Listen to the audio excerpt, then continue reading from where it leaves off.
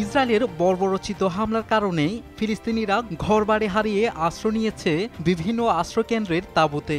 জায়নিস্টরা শুধু মুসলমানদের ঘরবাড়ি ধ্বংস করেনি, তাদের হামলা থেকে রেহাই পায়নি হাসপাতাল, মসজিদ ও মাদ্রাসাগুলো।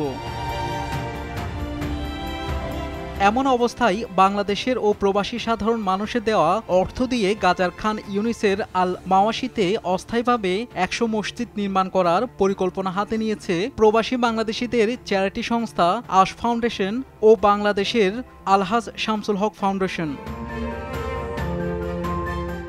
আলোর পথে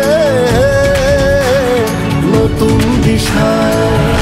এরই ধারাবাহিকতায় বাংলাদেশিদের দেওয়া অনুদানে উদ্বোধন করা হয়েছে মসজিদ মুস্তফা নামে একটি মসজিদ। কাঠ ও ফ্লাইট দিয়ে তৈরি এ মসজিদ শতাধিক বাস্তুচ্যুত ফিলিস্তিনি আশ্রয়কেন্দ্রের বিভিন্ন তাঁবু থেকে এসে জুমার নামাজ আদায় করার পাশাপাশি ছোট শিশুরা কোরআন শিক্ষারও সুযোগ পাবে।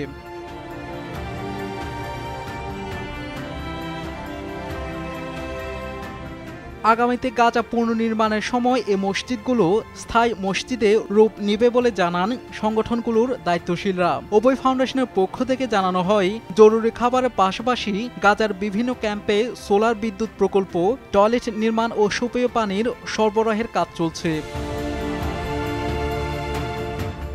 বাংলাদেশ সরকারের আর্থিক সহায়তায় গাজায় মাঠ, হাসপাতাল, এতিমখানা, মসজিদ নিয়ে বাংলাদেশ কমপ্লেক্স নামে ওয়ান স্টপ সার্ভিস চালু করার স্বপ্ন দেখছেন সংশ্লিষ্টরা।